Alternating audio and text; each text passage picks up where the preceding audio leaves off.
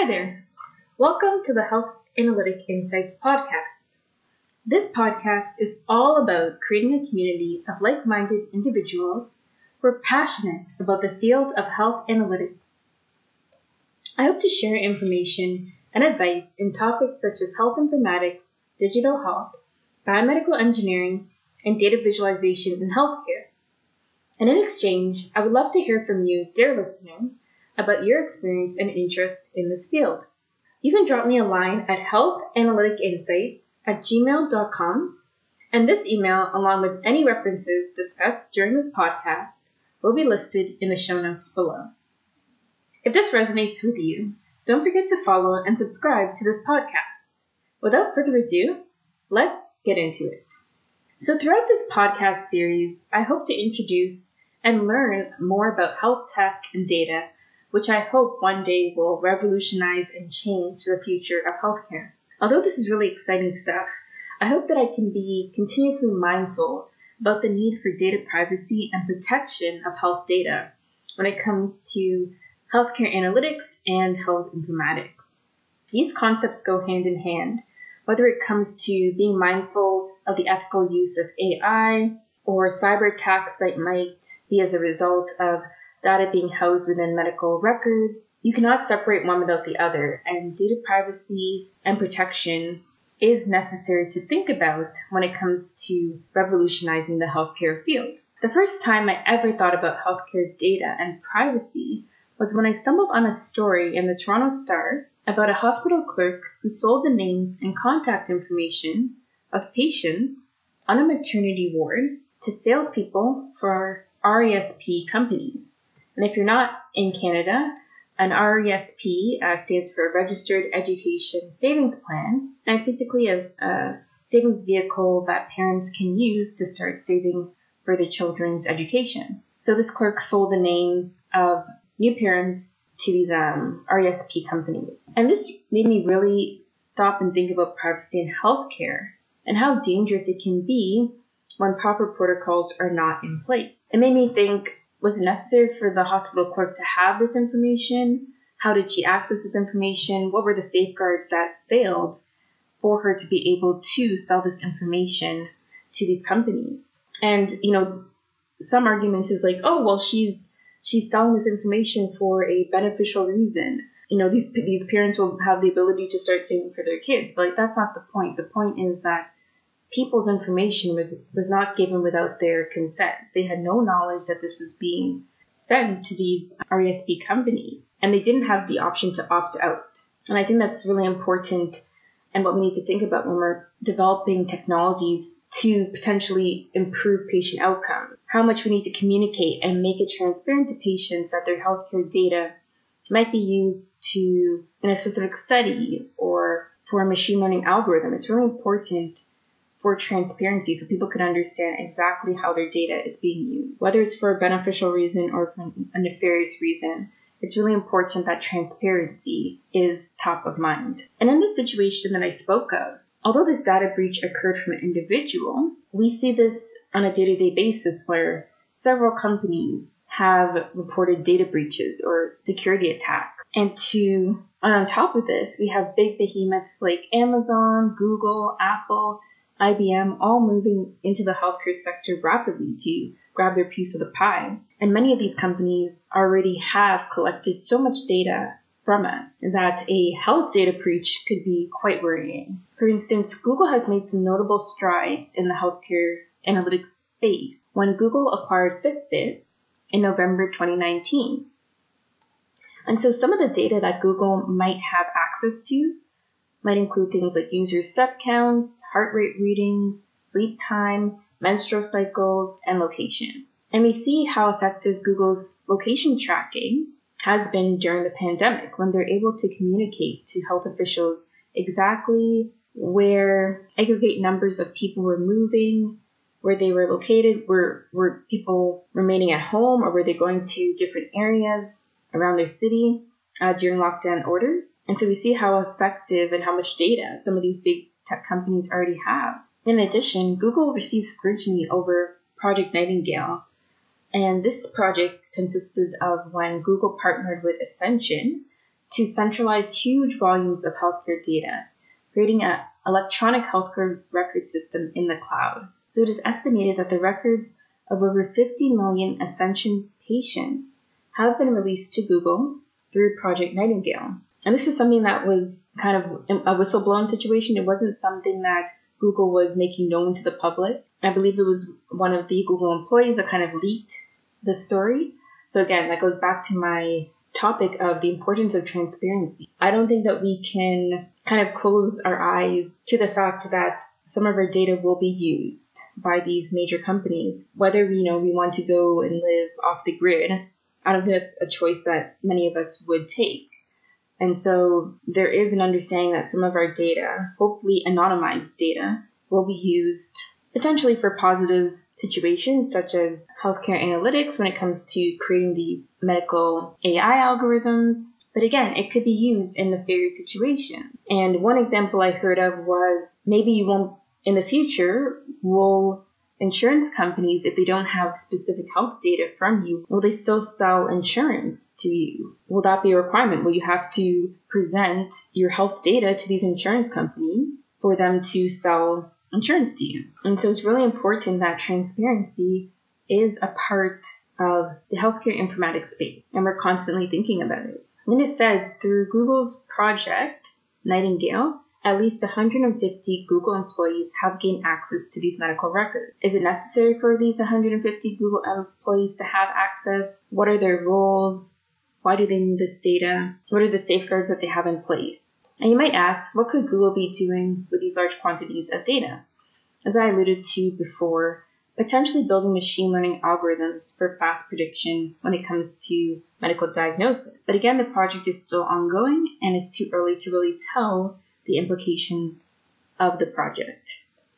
But I, for one, I'm going to definitely keep my eye on it and try and see what articles I can continue to learn about, because this is going to be a massive project. And it will truly be an example of how these tech companies are really moving into the healthcare space, and if they will shift their mindset to understand the importance of ensuring that our health data is secure, or will it have to be up to us solely to protect our own health data?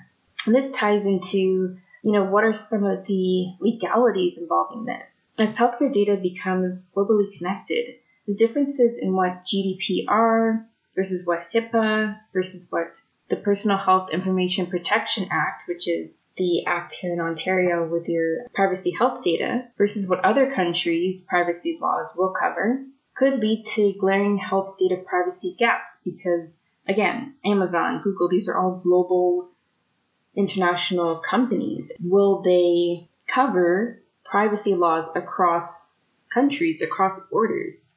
And what is accepted in another country might not be accepted in another country, and will that cause issues? Will things slip through the cracks as these international companies move into the healthcare sector? One interesting article that I read about was that thousands of patients have been discharged from MHealth Fairview Clinic with the aid of machine learning algorithms without patients knowing. And in this case, I can see an argument for both sides, where internist Karen Baum, who's leading the MHealth Fairview machine learning algorithm rollout tool, said that she doesn't bring up the AI to her patients in the same way that I wouldn't say, and this is her words, I wouldn't say that the X-ray has decided that you're ready to go home.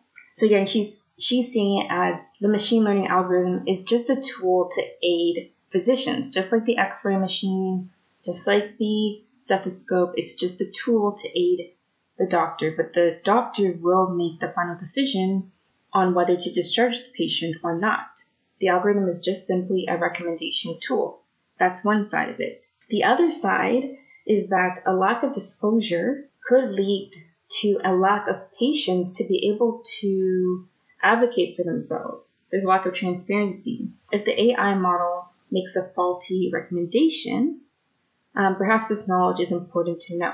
Maybe that's important for the patient to know that the AI was a component of why they were denied a specific care or unnecessary intervention. And there has been several articles of how AI, because the data that's input into it is biased, it's only trained on a certain group of people. Of course, the output, the prediction, because what's input is biased, the output is biased as well. That can lead results that are biased towards people of color and minorities and can have some really damaging effects.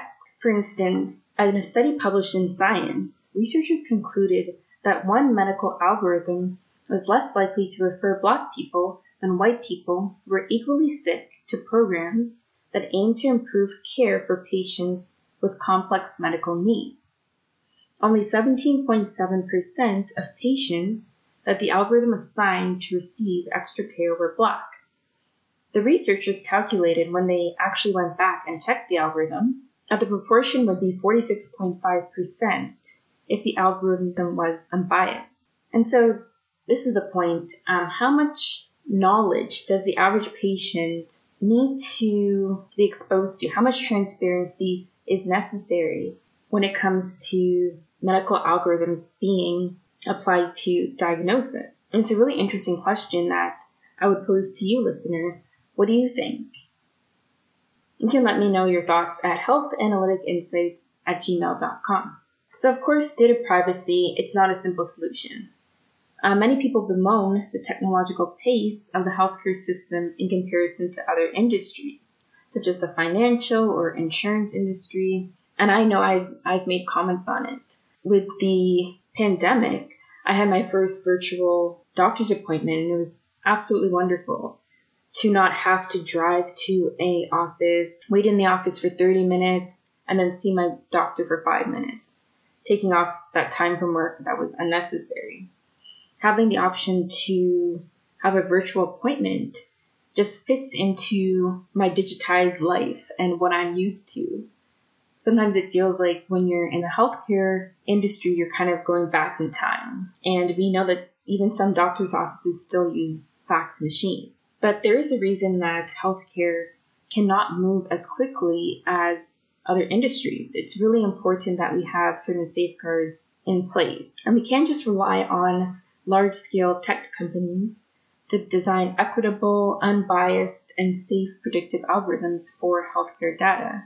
If we want to see large advances in healthcare, I believe that this has to be an interdisciplinary approach between the government, clinicians, and technology companies. I was watching a video from the medical futurist, and he is an excellent YouTuber, talks all about digital health and health tech, and he's a doctor. So I would definitely check him out, the medical futurist. He has a great resource of everything to do with digital health and medical devices. He was talking about data privacy and the need to ensure proper regulations are in place. Because the health tech is evolving quite quickly, it is inevitable that some of our data will be used to build some of these impactful medical algorithms. So I'll end with a cautionary tale. And this is a tale that constantly sticks in my mind when I'm thinking about healthcare data, healthcare privacy, and the dangers of the breaches that can occur with healthcare data.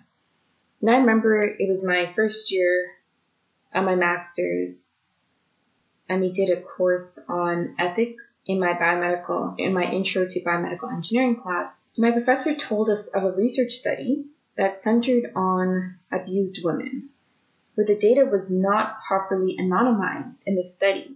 And people had the potential to actually identify individuals who were a part of the study. And these people could be potentially a risk to these women. This story really scarred me and made me think about the need to ensure that data is anonymized, that patients cannot be identified, that there's no geographical or financial data that could risk patient privacy, because it could truly be a life or death matter. I hope this episode of the podcast was of interest to you. I would love to hear your thoughts about what you think about data governance and privacy in healthcare analytics. Do you think we're doing enough? Do you think we're not doing enough? What do you think that the role of clinicians, government, and patients' role when it comes to ensuring that our data is protected? Thank you and have a wonderful day.